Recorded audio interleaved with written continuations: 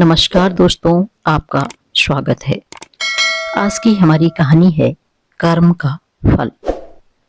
यह कहानी पढ़ने से पहले दिल थाम लीजिए, क्योंकि इसमें एक माँ की वो पीड़ा छुपी है जिसे किसी समाज, किसी कानून, यहाँ तक कि खुद भगवान भी अनदेखा नहीं कर पाते। एक बुजुर्ग माँ जिसने अपने बेटे के पहले कदम से उसकी पहली जीत तक सब कुछ संजो कर रखा। उसी बेटे द्वारा चलती ट्रेन में अकेली छोड़ दी जाती है, लेकिन भगवान की अदालत में देर होती है, अंधेर नहीं।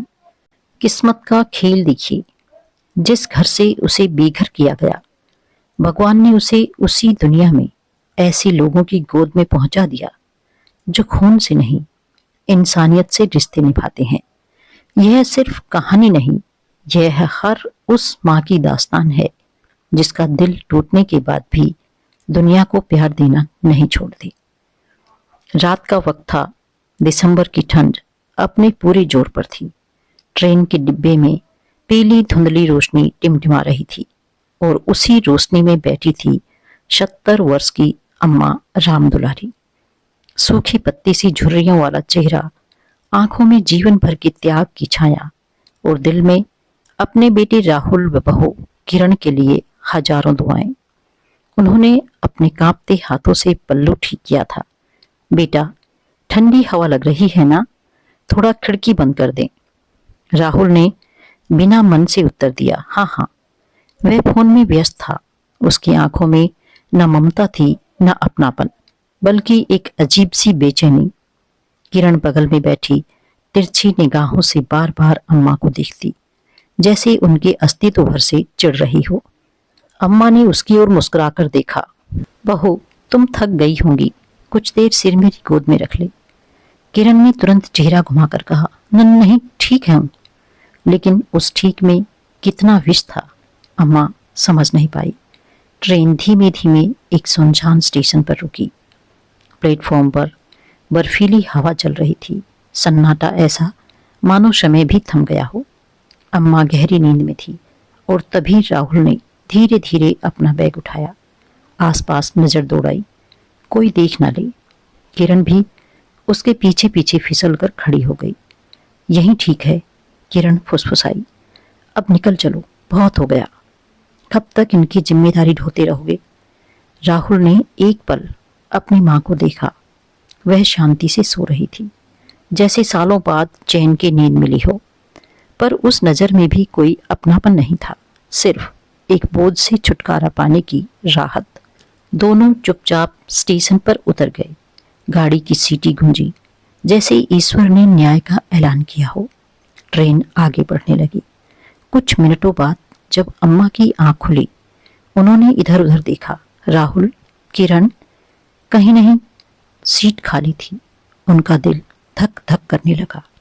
राहुल, आवाज कांप रही थी। उन्होंने सीटों के बीच गर्दन घुमाई। राहुल बेटा, कहाँ गया रे तू? बहू, किरण, कोई उत्तर नहीं, केवल ट्रेन की खड़खड़ाहट और अम्मा की टूटती सांसें। हे भगवान, मैं कहाँ रह गई? मेरा बच्चा उतर गया क्या? उनकी आंखें डबडबा गई। हाथ इतना कांप रहे थे मानो शरीर ने अपना भरोसा खो दिया हो। राहुल, ओ बेटा, मुझे अकेला थोड़े ही छोड़ जाएगा। अम्मा के शब्द हवा में घुलते रहे, लेकिन उनका राहुल रात की बेरहम अंधेरी में पहले ही दूर जा चुका था। ट्रेन पटरी पर तेजी से दौड़ रही थी, पर अम्मा राम दुलारी का मन जैसे उसी पल थम गया था। उनकी सूखी आंखों में बेचैनी तैरने लगी। हाथ से सीट के किनारे को कसकर पकड़ लिया, मानो उसी सहारे खड़ा उनका पूरा अस्तित्व गिर ना पड़े। राहुल, ओ बेटा, आवाज इतनी भर्रा गई थी कि उसमें दर्द का वजन साफ सुनाई देता था। अम्मा की यही टूटी हुई पुकार सुनकर डिब्बे में बैठी एक बुजुर्ग महिला ने सबसे पहले सिर उठाया। फिर एक युवा लड़की, फिर 2 कॉलेज के लड़के, फिर परिवार के साथ बैठे एक यात्री। कुछ ही क्षणों में अम्मा के आसपास एक छोटा सा घेरा बन गया। दुख के बीच इंसानियत का पहला दीपक जल उठ चुका था। माँ जी, क्या हुआ? बेटा कहीं गया है क्या? एक मध्यम आयु की महिला ने उनके कंधे पर हाथ रखा। अम्मा के होठ कांपे। वो अभी था, यहीं बैठा था। शायद उतर गया, मुझे बताए बिना। पास खड़े एक युवक ने तुरंत अपना जैकेट उतारा और अम्मा के कंधों पर डाल दिया। अम्मा, ठंड लग जाएगी, पहले इसे ओढ़ लीजिए। किसी ने पानी की बोतल थमा दी। घूंट घूंट करके पी लीजिए माँ। एक लड़की ने टिफिन खोलकर कहा, आपने खाना खाया? थोड़ा सा ले लीजिए ना, आपको कमजोरी लग रही होगी। अम्मा बार बार ना करने की कोशिश करती, लेकिन लोगों का पिघलता हुआ दिल देख वह खुद बिखर गई। आंसुओं की बूंदें उनके गालों से फिसलकर साड़ी में समाने लगी। एक सज्जन ने धीमी आवाज में पूछा, माँ जी, कोई झगड़ा हुआ था क्या? बेटा क्यों छोड़कर जाएगा? अम्मा कुछ देर खामोश रही, जैसे शब्द भी गले में फंस गए हों। फिर हल्की से सिर झुकाकर बोली, बहू को मैं नहीं भाती, बेटा भी उसी की सुनता है। शायद इसलिए छोड़ गया मुझे। उनकी आखिरी पंक्ति में इतना दर्द था कि डिब्बे की हवा भी भारी हो गई। पास बैठी लड़की की आंखों में आंसू आ गए। कोई कैसे कर सकता है ऐसा, अपनी ही माँ के साथ? तभी पास बैठा एक युवक गुस्से से भर उठा, कैसे बेटे होते हैं ऐसे? माँ बाप को सड़क पर छोड़ने वाले इंसान नहीं, पत्थर होते हैं। एक बुजुर्ग सज्जन ने सिर हिलाते हुए कहा, बिटिया, भगवान सब देख रहा है, कर्म का फल यही मिलता है, देर सवेर सबको। पीछे बैठे एक मुसाफिर ने दर्द से भरी आवाज में कहा, माँ को छोड़ने वाला कभी सुखी नहीं रह सकता। माँ जी, आप चिंता मत करिए, हम सब यहाँ हैं।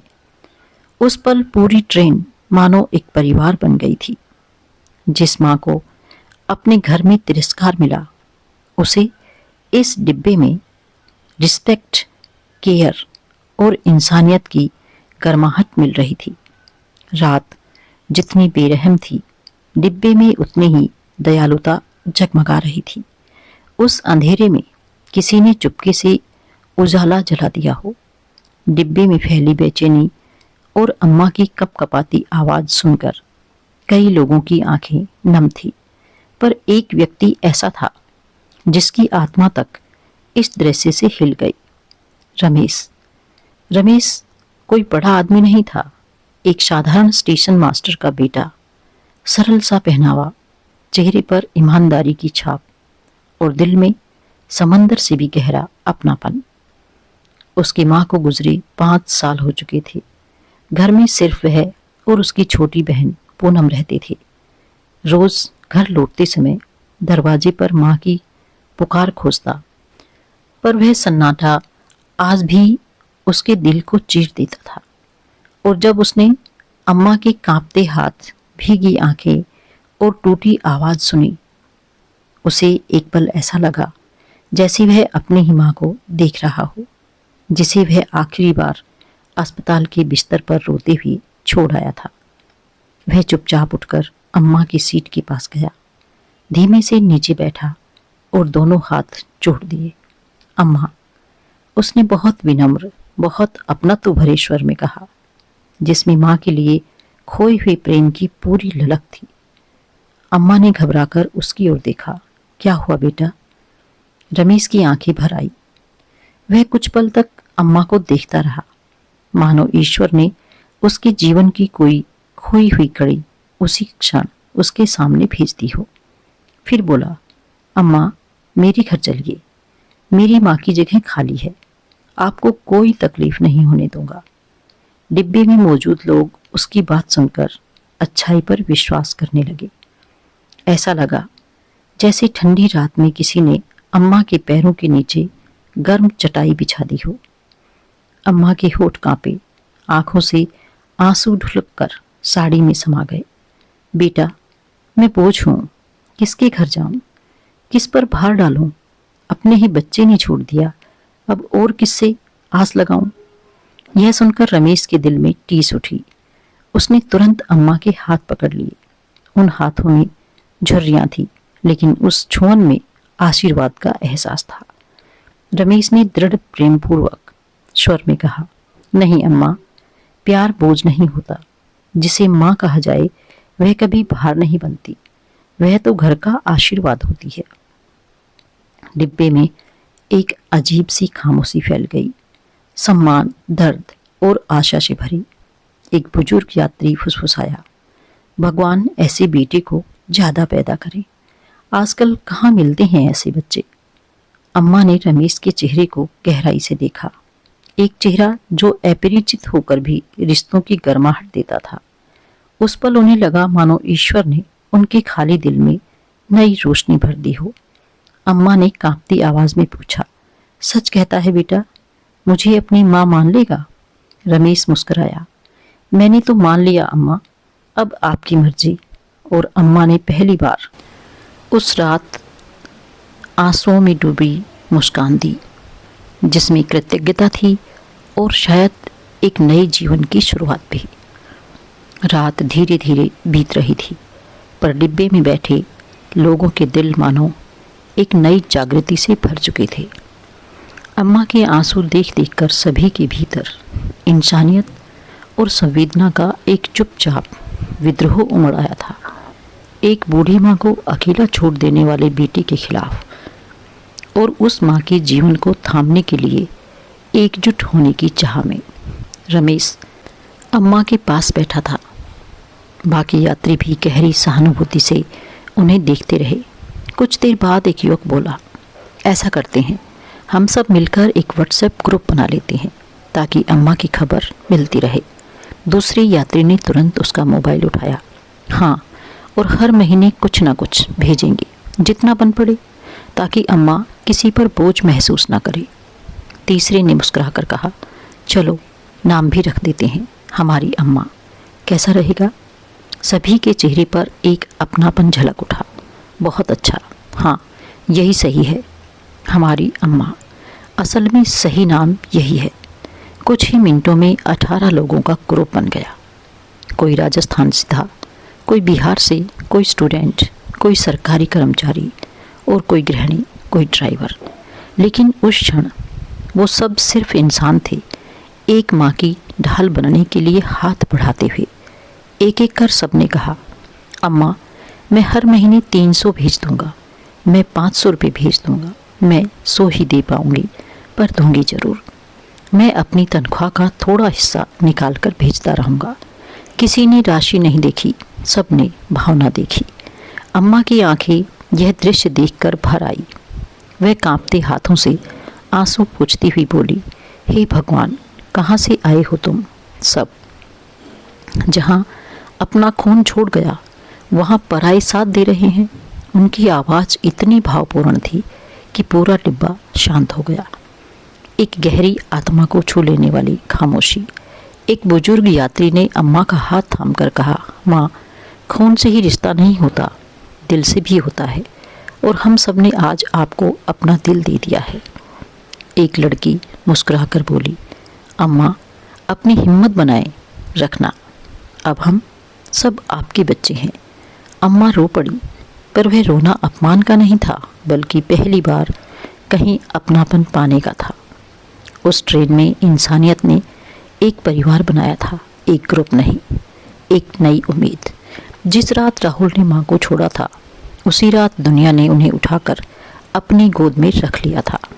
रमेश ने अपनी बहन को फ़ोन पर अम्मा के बारे में सब कुछ बताया। यह सब सुनकर वह अवाक रह गई। कोई अपनी माँ के साथ ऐसा कैसे कर सकता है?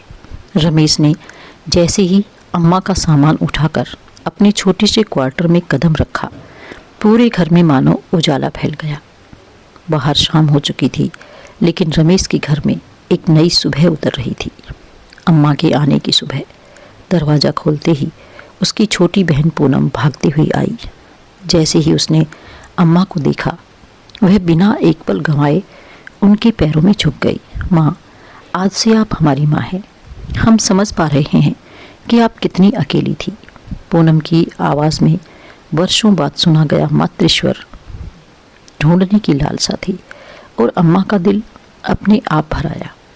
उनकी थकी हुई आंखों से आंसू मोतियों की तरह ढलक पड़े।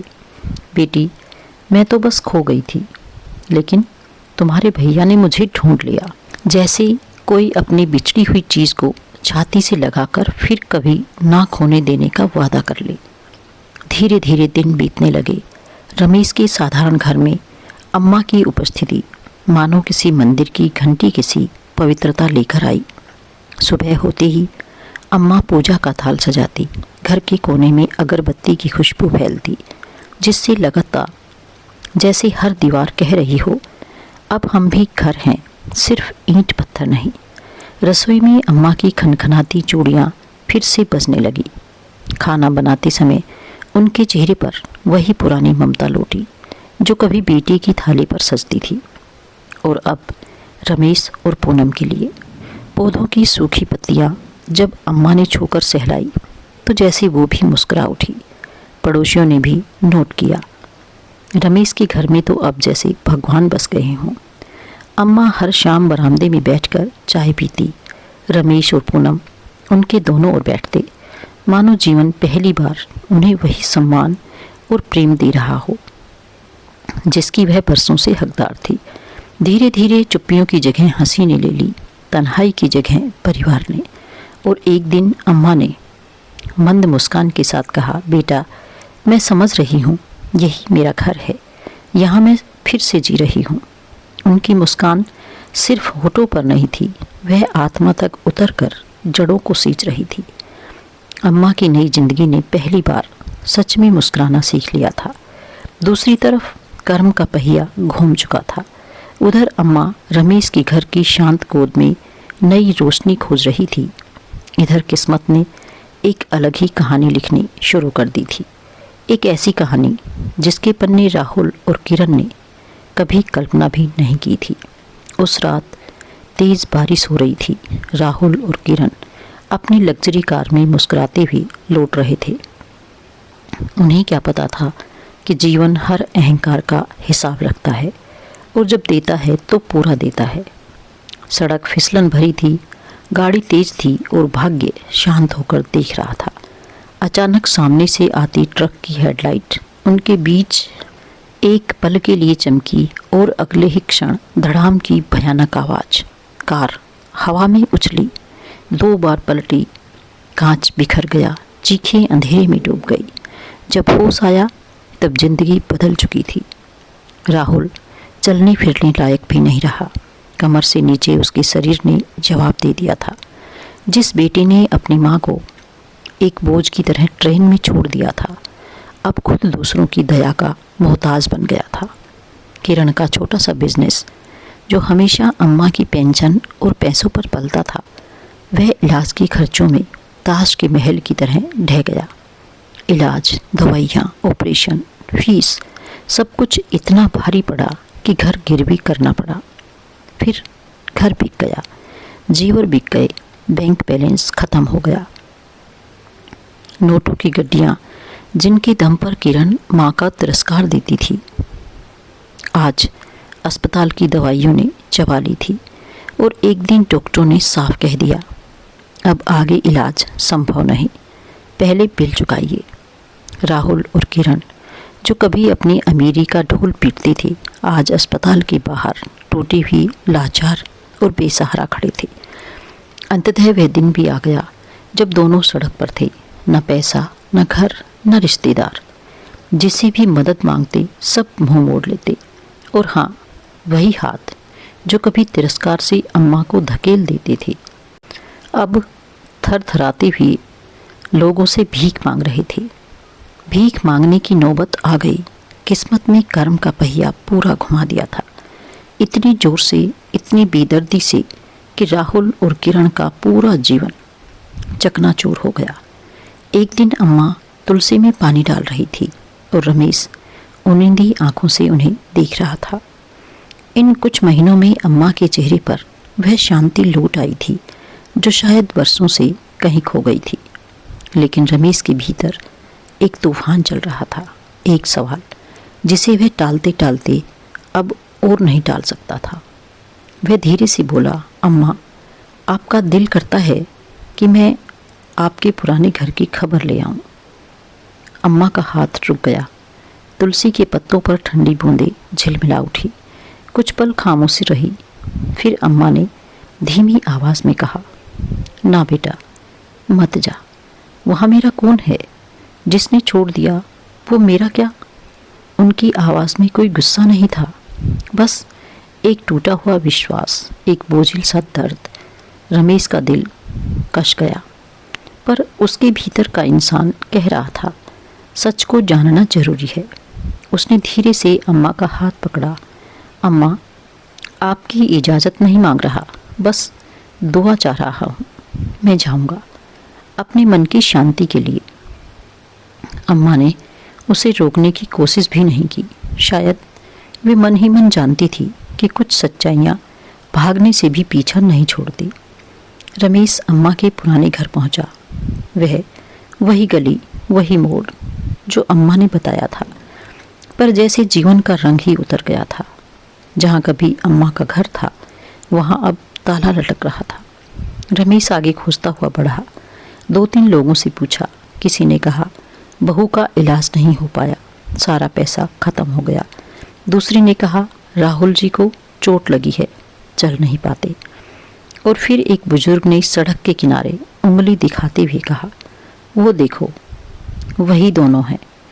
रमेश देखते ही पत्थर की तरह जम गया। वही फुटपाथ पर फटे कपड़ों में धूल से सना शरीर और उनके सामने रखा एक कटोरा।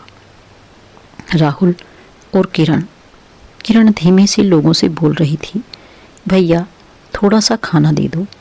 और राहुल सिर झुकाए, थके टूटे बेसहारा से धरती पर टिके थे। रमेश के पैरों तले जमीन सचमुच खिसक गई। उसकी आंखों में अविश्वास, रोष, दया सब एक साथ उमड़ पड़े। कभी अपनी बूढ़ी माँ को चलती ट्रेन में छोड़ देने वाला राहुल आज खुद जिंदगी से छोड़ा हुआ खड़ा था। रमेश के दिल में एक ही बात गूंजती रही, ये है कर्म का न्याय, सही समय पर सही जगह। वह चाहकर भी आगे नहीं बढ़ पाया। उस पल उसे लगा जैसे भगवान ने उसे अम्मा के दर्द का असली चेहरा दिखा दिया हो। रमेश स्टेशन से वापस लौट रहा था। एक पल के लिए उसने सामने फैले अंधेरे आसमान को देखा, मानो भगवान ने खुद उस रात के न्याय को हवा में लिखकर दिखा दिया हो। उसे अभी अभी पता चला था कि राहुल और किरण भयंकर हालत में जी रहे हैं। न खाना, न घर, न कोई सहारा। जीवन ने उन्हें उसी मोड़ पर लाकर पटक दिया था जहां उन्होंने अम्मा को छोड़ा था। पर और ज़्यादा दर्द के साथ रमेश की सांसें भारी हो गई। दिल में एक ही सवाल घूम रहा था, क्या मुझे अम्मा को सच्चाई बता देनी चाहिए? पर अगले ही पल उसकी आंखों में अम्मा का मासूम, शांत और निर्मल चेहरा तैर गया। वह सोचने लगा, अम्मा ने जिंदगी भर दर्द ही झेला है, अब उनका दिल और नहीं टूट सकता। मैं उन्हें इस कड़वी हकीकत से क्यों रूबरू करूं? उसने हाथ जोड़कर आसमान की ओर देखा, जैसे भगवान से सलाह मांग रहा हो। हवा में एक हल्की सी ठंडक थी, पर उसके दिल में एक दृढ़ गर्माहट पैदा हो चुकी थी। रमेश धीरे धीरे घर पहुंचा। अम्मा आंगन में तुलसी को पानी दे रही थी। उन्हें देखकर रमेश की सारी चिंताएं पिघल गई। अम्मा मुस्कुराई, आ गया बेटा, इतनी देर क्यों हो गई?